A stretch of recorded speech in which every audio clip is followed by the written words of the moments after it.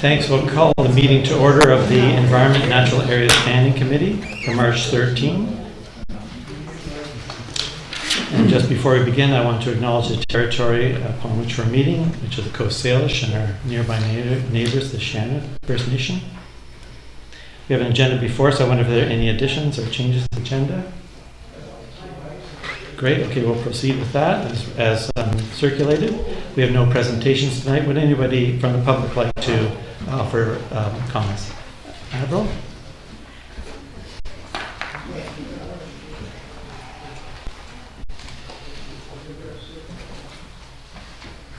Avril Yoakum, Windfall Road.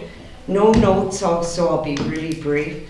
I'm really happy that the Bilston watershed has come to light and gaining quite a bit of momentum, which now pulls the buffer forward, which I'm really happy about.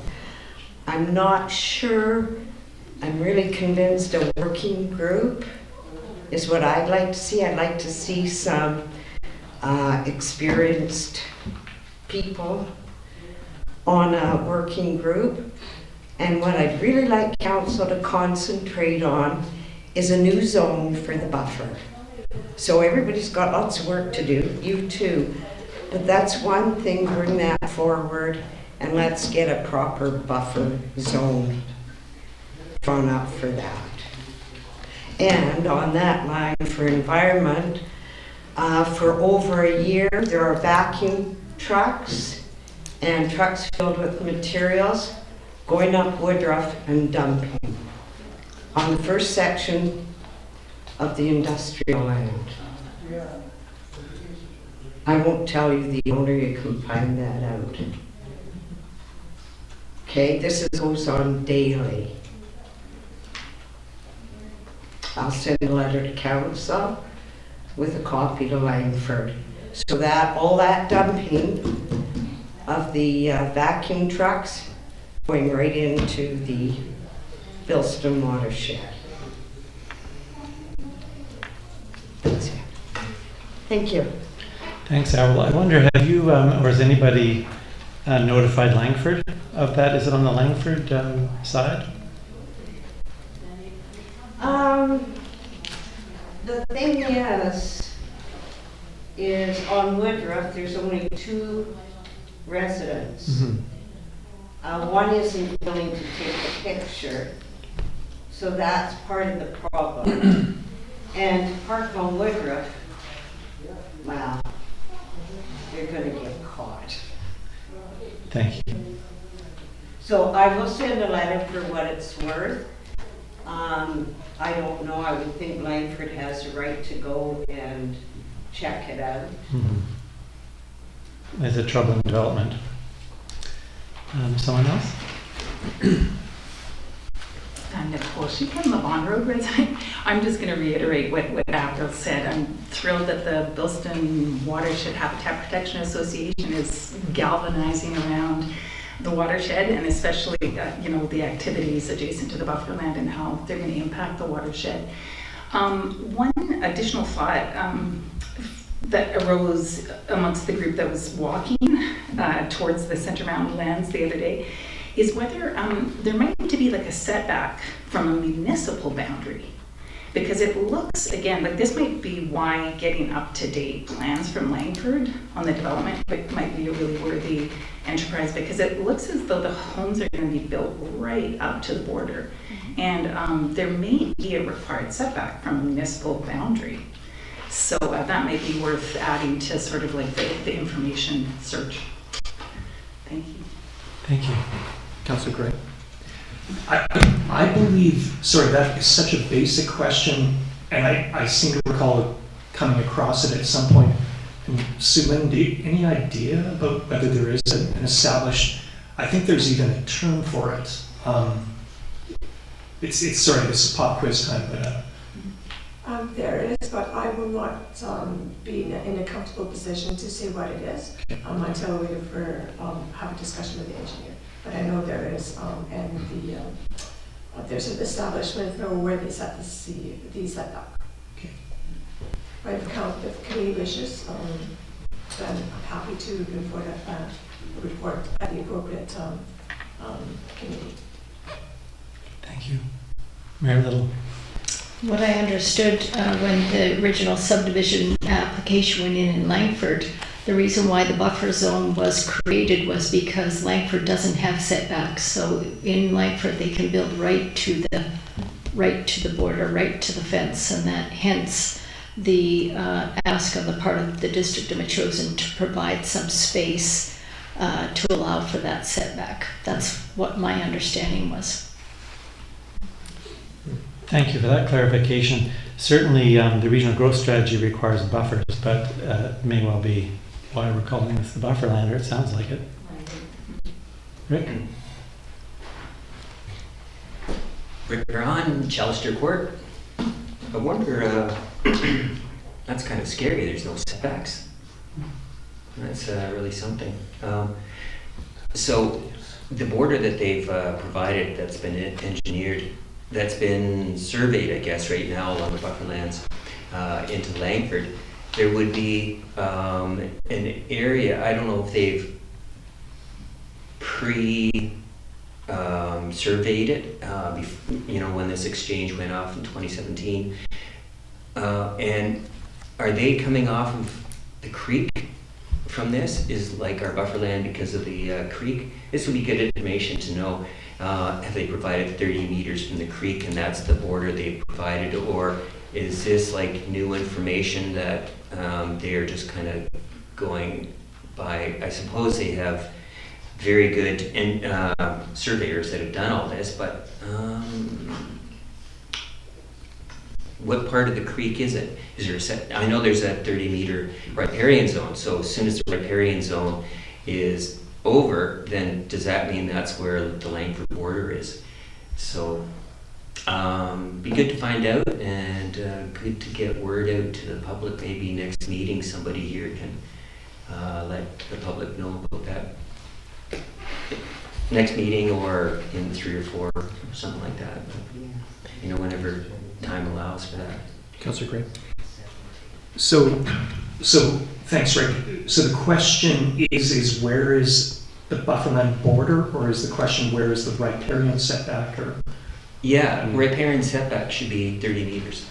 Yeah. And I don't know if that's from the center of the stream or from the high flood zone of the stream, or I'm not exactly clear on that, but then is that our border? Okay. And how have they respected that? Because I don't think there's 30 meters in there. Well, and the other thing that I learned the other day is it's not necessarily 30 meters. If there is development within that 30-meter, buffer around the water course, there has to be an assessment done, and then from that assessment, there's a recommendation for the setback. So, do you recall Craig was mentioning that? Yes, 10 to 30. Yeah, but it probably should be. It should be 30, given the space of the development. I'm just wondering if it actually is. So it's a good question. Yeah, and I'm happy to take that on, Councillor Gray, because I'm part of just collecting information about the buffer. Thank you. Okay. Yeah. How's the working group coming along? I know. Have you got volunteers to be part of that? Through you, Councillor Gray, we have had some interest, and I would encourage people in the community, and especially the Neil Road area, to submit their interests and their applications. So. Yeah. Okay. And I want to thank the Bilston Watershed Habitat Protection Association, because that has been going on for 30 years, and I believe Kim, who was here earlier, is a co-founder of that, and that sort of went dormant until this whole Bilston watershed stormwater issue came up. Now it's very hot and alive. But also I'm up here to thank Councillor Gray, for all the work he's been doing with MEASC. He's been doing a wonderful job. There's a lot of things on his plate to do with WCMRC, Trans Mountain, and you're probably going to address that tonight, are you? Or do you want me to keep going with the compliments? Thanks, Rick. And also climate change. Climate change with the PINA organization that is doing that was inspired by Marilee Hoyne, and been to do with Anchorage's AVICC. Was inspired by Alison Leduc, and there's been a lot of people that have been going on with all the environmental things. So thanks to those people.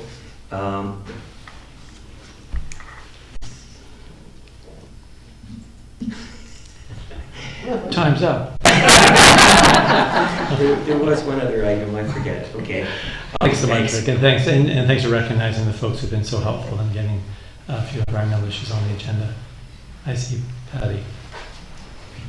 Patty Whitehouse, 5311 Rocky Point Road. This may be an entirely off-the-wall suggestion to consider, but Scott Goodmanson, the new mayor of Langford, is a good man. And he's also entirely new to municipal politics. He never even served on a committee before. He may well not be aware of what's going on at the border of bufferlands there, and I wonder if it might be a thought for a council to mayor connection to make a personal approach to him about our concerns.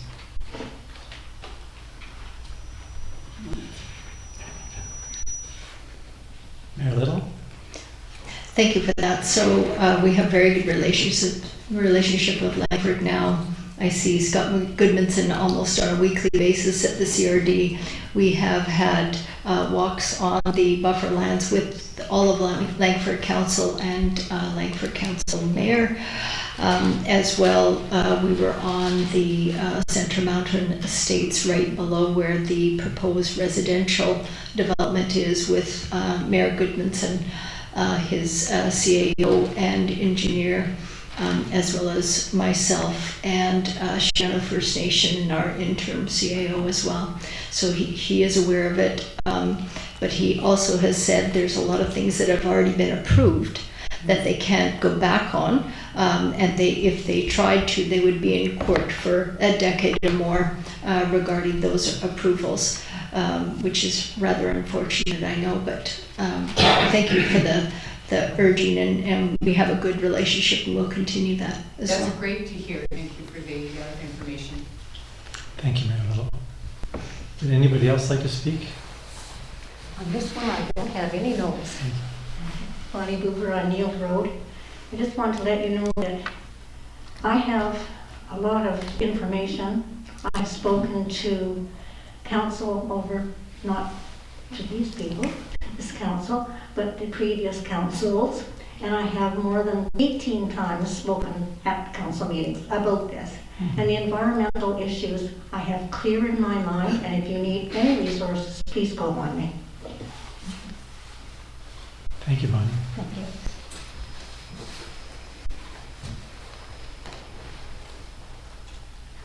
Any other takers? Okay, thanks very much for everybody who has participated. The next item on the agenda is adoption of the minutes of our Environment and Natural Areas Committee meeting of February 13th. Move adoption. Thank you. Moved by Councillor Epp and seconded by Councillor Shukin. Any discussion?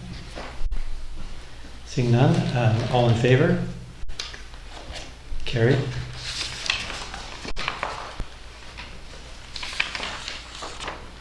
The next item on our agenda is receipt of the minutes of the Environmental Advisory Committee meeting of February 28. Move receipt. Thank you. Moved by Councillor Shukin, seconded by Councillor Epp. Any discussion? Hearing none, we'll call the vote. All in favor? Carried. Thank you. There's no business arising, and I have a council's update to offer verbally. I wanted to cover the local government learning academy that a number of us attended a little while ago, the climate plan survey, something about invasive species, and then the provincial coastal marine strategy intentions paper, and a possibility that we might like to provide some input to that. So the first thing was to mention this trip that well, I guess Mayor Little, Councillor Epp, and Councillor Donaldson, we all attended the Local Government Learning Academy. It was in Nanaimo. It was an outstanding opportunity for learning, and I thought to share some of the highlights of, for me, in terms of takeaways with council and with some members of the public tonight. In BC, the local government, the first thing I guess that struck me was the notion that in British Columbia, the local government works with a single employee model. For us, we must respect that Sue Lynn's job as our acting CAO to run district operations. It's not our job at or away from the table. Basically, we were told that we needed to stay out of the kitchen. It was easy to understand.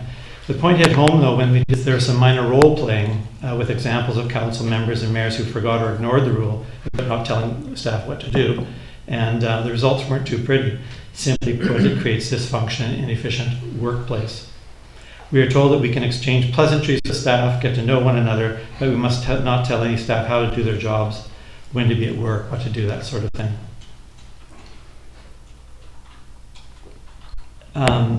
That's that single employee model where we provide direction, in this case to Sue Lynn, and she will work with the staff to get things done. As a board of elected officials, I got the message that this part and parts of our leadership in respecting our staff at all times. What was made clear to me was that council deals with political direction. Any legal, financial, or technical administrative questions are to be referred to staff. We're told that to address most issues, we should start with a staff report, and I think that's Councillor Shukin was right on that tonight. Let's get a staff report and get the background, mostly because we don't really know the issues without somebody helping us along the way. I mean, sometimes we might have an expert on council, but not always, and so we deal with so many different issues. Apparently, mayors and councils sometimes need to learn that their CEO who keeps us out of trouble is not the official opposition, which I thought was kind of cute. So staff provide us with the information we need to make our decisions, and we go from there. They're there to help us. The second thing that I learned, or that I thought was important learning, was I spoke with a municipal lawyer following the one presentation, and he explained to me the mayor's role as CEO is to chair council meetings. I was confused about that, and he explained to me the title CEO doesn't confer any authority other than was stated in the community charter, and that's all laid out there. And so that was good because the title CEO is kind of, seems it doesn't quite fit when you think about what a CEO does in a company. But here I guess it's more honorific. The third thing was that I now better understand why we pass motions all the time rather than just politely asking our staff to do some things. And what we talked about there, what we heard about was that under the single staff model, the CEO needs to know what we have agreed together. An approved and written motion keeps things clear. And then Sue Lynn is able to take direction from the entire council rather than any one of us, which she's not really set up to do. Likewise, we're instructed that assessing the CEO's performance as the only person must be council direction, not any individual notions of performance. There's just two more. We were told again that respect for workplace is mandatory under BC law. Be nice to staff. Respect starts at the top. Trust needs to be earned. And apologizing is okay. It can even be helpful. Then my final point about our Learning Academy was comments about the Code of Conduct. We were told that the Code of Conduct is vital for good governance. In one way, it was described as a Code of Conduct is meant for the outfield. We want to be playing in the infield. My takeaway was that there are no reasons to violate a code intentionally, like you don't get better results if you don't follow the Code of Conduct, or if you think it doesn't apply to you. From my perspective, our code is a covenant that was made to our electorate on the evening of our inauguration. It's not an agreement between us at the council table. In any event, we were told in no uncertain terms that a code of conduct with teeth is required for accountable governance. At the moment, all we have is our signatures on a piece of paper. This was the concern I heard about in relation to past councils. In reference to a code of conduct, Mayor Leonard Krogh from Nanaimo said, "A law that cannot be enforced is a bad law." So I'm happy to mention tonight, and again from my perspective, it's good news. We expect a brand new respectful workplace policy to hit our council table in short order, and we're not far off with a brand new enforceable code of conduct bylaw. The LGLA, the Learning Academy, along with early orientations, was a superb learning experience. So moving on to the next topic here in my councillor's update, the climate plan survey. The climate plan, I think most people here know, certainly council's aware, was begun under previous council last spring. We're looking now with our survey for preliminary climate action ideas and opportunities developed to date, and asking people to make suggestions and observations through the survey, which will be open from March 8th to March 23rd. The more residents that participate, the more robust and actionable our plan will be.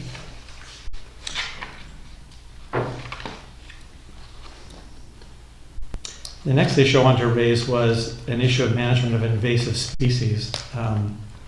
We've been managing invasive species in Metchosin in an ongoing manner. Volunteers have cleared away many invasive species from our parks and trails, including broom, holly, and knapweed. The district has also supported bullfrog and rabbit eradication. Wild European and eastern cottontail rabbits are invasive, non-native pests known to destroy property, including agricultural crops. They're detrimental to native wildlife and their habitats. Their burrows can also prove dangerous to horses and equestrians. Municipalities are encouraged by the province to manage feral rabbits and reduce their spread. Local farmers and gardeners are again extremely concerned about damage done by feral rabbits, and representations have been made to council requesting action.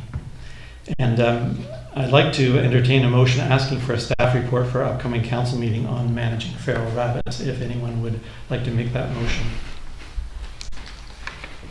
I'll make that motion. Thank you. I'll second. Seconder, Councillor Shukin. Any discussion? Mayor Little. What were you looking for in the staff report? I'd like a description of the issues around rabbits that we're facing, and a plan for removal.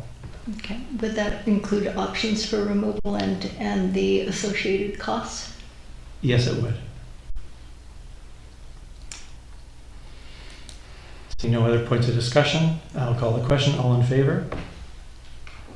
Carried. Thank you. The final point in my council's update is a recommendation from MEASC.